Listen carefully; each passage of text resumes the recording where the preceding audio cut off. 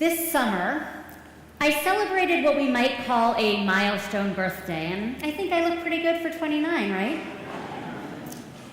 And despite all of the intellectual reasons that I know it's not a big deal, none of that curbed my existential angst, which was published for all to read on kveller.com, a Jewish parenting site.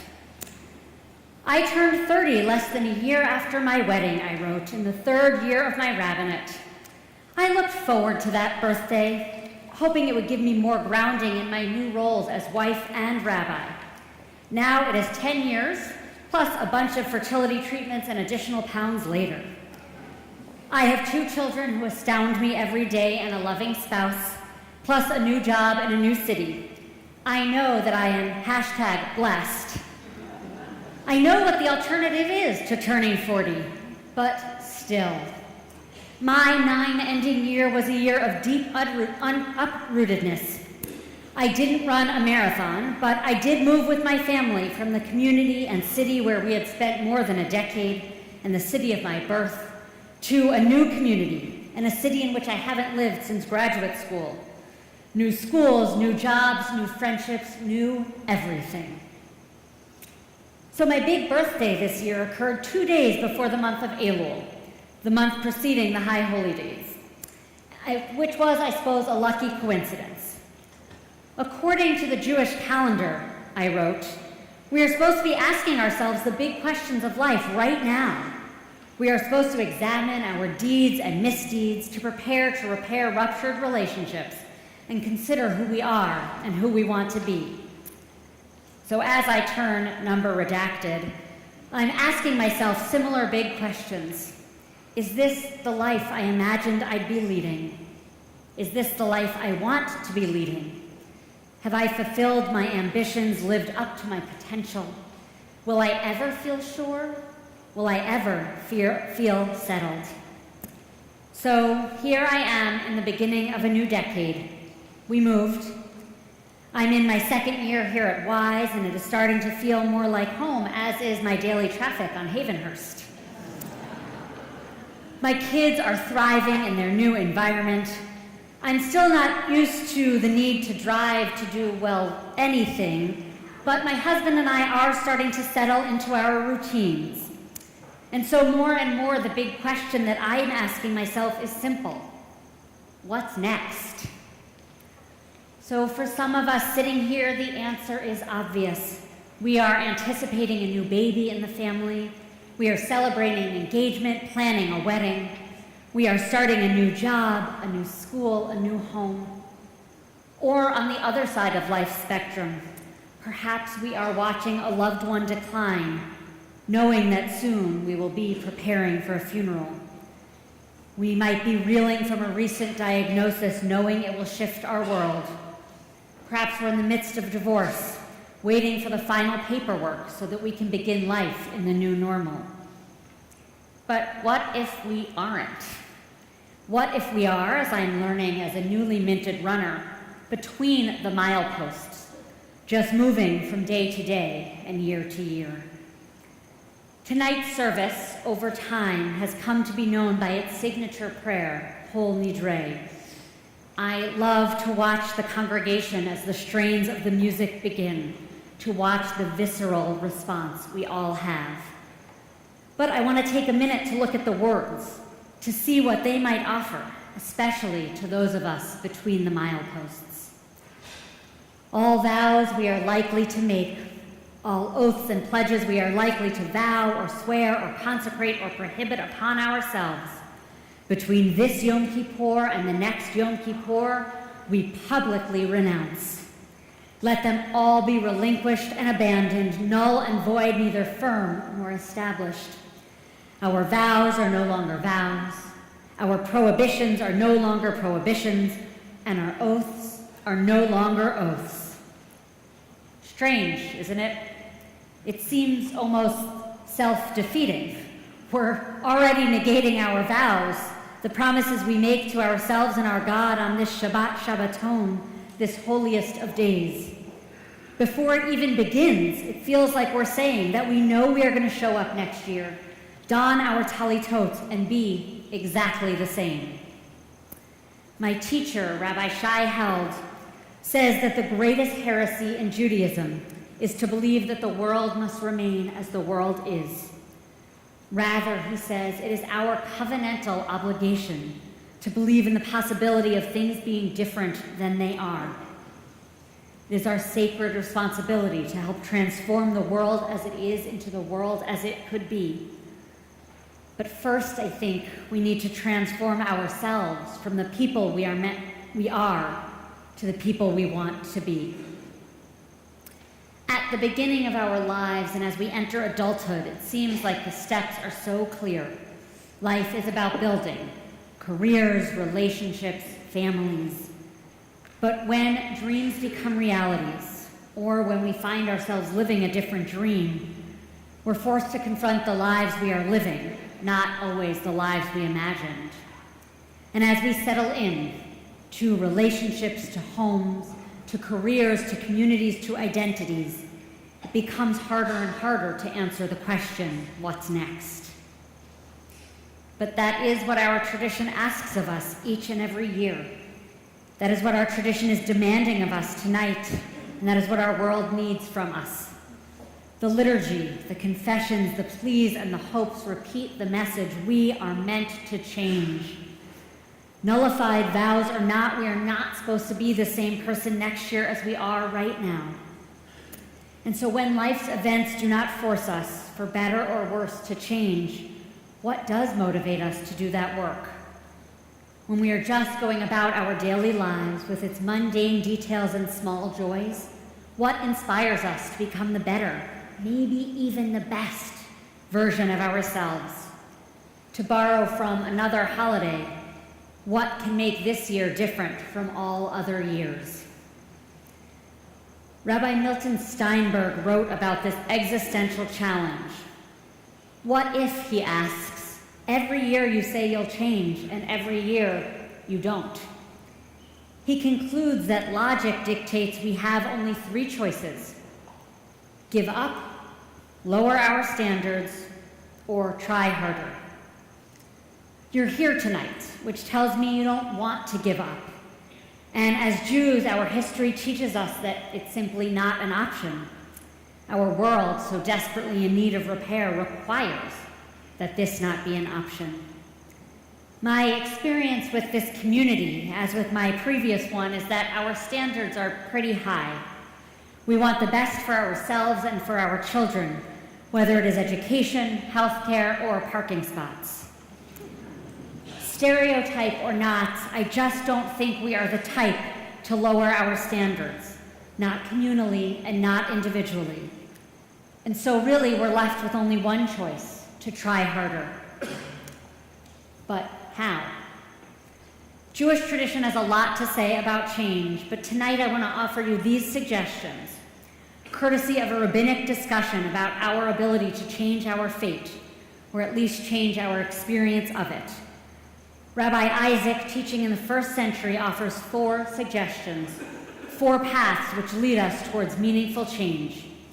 Here, he says, are our options: tzedakah, righteous giving; tza'aka, crying out; shinui Hashem, changing your name; shinui ma'aseh, changing your behavior.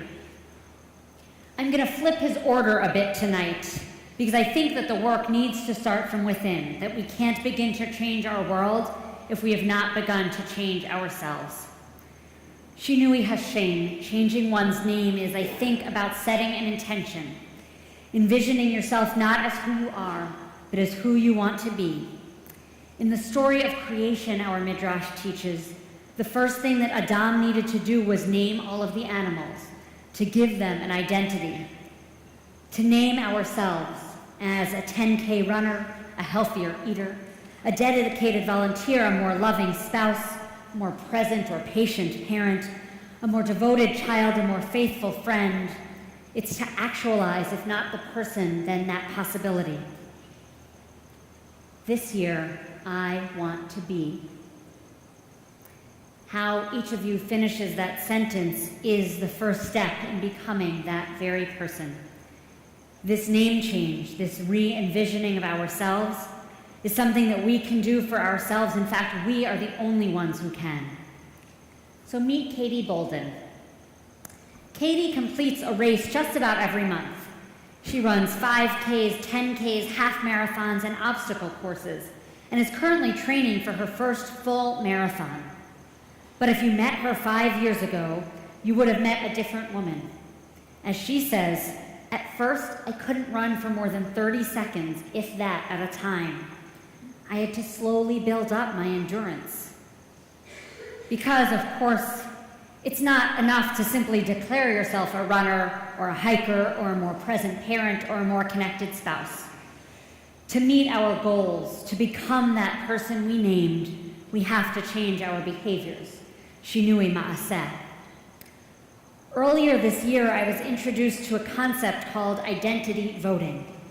Simply put, if you believe yourself to be something, a runner, a writer, a more present parent, spouse, child, friend, then with each act that you do towards that identity, lacing up your sneakers, typing out a sentence, putting down your phone when you get home, you are voting to be that person.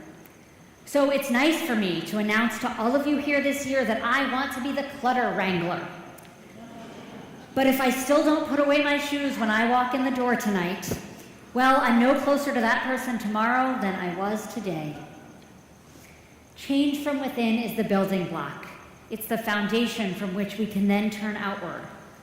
Once we are agents of change for our own lives and our own identities, tradition demands that we turn outwards, that we focus on the world around us, making it change, making it better. Tza'aka, Rabbi Isaac suggests, cry out. First, cry out who you want to be and cry out what help you might need to get there. But tza'aka is a two-way street. We need to hear just as much as we might need to scream. Thanks to technology, we have ever more ways of getting our points across, ever more ways of being connected. As of March, the average user received 121 email messages a day. In Twitter's history, it went from 5,000 tweets a day in 2007 to 500 million tweets a day in 2013. Imagine that number in 2018. We are constantly communicating, constantly expected to be connected, to be in touch, to be responsive. We are talking, texting, tweeting, talking all the time, but are we actually hearing anyone? Do we hear our children asking us to close the computer and build yet another Lego set with them? Do we hear our spouses asking us not what to have for dinner tonight or who is taking out the trash, but our hopes and dreams for ourselves, for our relationship? Do we hear a friend, sibling, a parent feeling alone and scared and wondering who is there for them? And do we hear the cries from afar, the cries of a broken world, a world in need of compassion, of kindness, a world in need of us, the us that we want to and can become? Tomorrow morning, the words of Isaiah will ring out in our ears. Cry out, he demands, do not hold back. Lift up your voice like a shofar. Cry out what is wrong in our communities, our country, our world, and name it. If we cry out, if we hear the cries of others, we can push each other and come together to be agents of change, to respond to what is broken in ourselves, and then in our city and beyond. So tzedakah, righteous giving, is our outward response to the cries we hear around us. Isaiah wonders whether, as we sit fasting, we are feeding the hungry. He asks us, as we dress for synagogue, are we helping to clothe the naked? And as we return to our comfortable homes, are we helping to shelter the homeless? What and where can you give time, resources, and yes, money to make your community and our world a better place tomorrow than it is today? And how does that giving, that generosity of heart and soul and wallet, shape and shift the way you see the world? How does it shape and shift the way you see yourself? Shinui Hashem, we envision the role we want to play, we imagine how we can be an agent of change. Shinui ma'aseh, we begin to bring that vision to life by doing what needs to be done to become that person, to earn that name. Tza'aka, cry out about what you see, what you need, and what the world needs. Listen to the cries of others, hear them, internalize them. Tzedakah, respond, give more. More money, more time, more love. And to this list, our text continues. Some add shinui makom, changing your place. Now, I'll be the first to admit that a cross-continental move is a pretty radical response to this suggestion, but what might it mean for you? Maybe shinui makom, especially in these challenging times, means shifting your perspective, seeing something in a new light. Maybe it means doing something or being someone that defies the expectations put on you or that you put on yourself. What if you sought out someone with a different story from your own, whose history and culture and experience has shaped their outlook on the world differently from their own? What might you learn about them? And more importantly, what might you learn about yourself? Or maybe shinui makom is about confronting your own history, your stories, your relationships. You know which ones are strained, a friend, a sibling, a parent, a child. The work of these days is usually to try and repair these relationships. But what if changing your place does mean ending a marriage, a partnership, or even a friendship, because to stay in it is to cause more harm, irreparable harm to both of you? What if changing your place means leaving a comfortable job with its comfortable salary because you feel like it is not living your values, or because you have a different dream or hope or vision for the work you want to do in the world? Envision, create, call out, give, shift your perspective. At the end of this long day, you will hear the call of the shofar, the ancient alarm clock for our souls. It calls us to wake up from our slumber, from our torpor, from our boredom, and ask that profound question: who am I? Who do I want to be? And what's next? So it turns out that when I woke up on August 10th, I actually wasn't a different person than I was on August 9th. The milestone, as with most milestones, was arbitrary. They are significant ways of marking time, but what matters is what we do and who we become between them. I may not have been different on August 10th than I was on August 9th, but I sure need to be different when the next Jewish year begins than I am tonight. We need to be different when 5780 begins than we are today. Because you can't give up, because you won't lower your standards, because we can try harder. So what's next?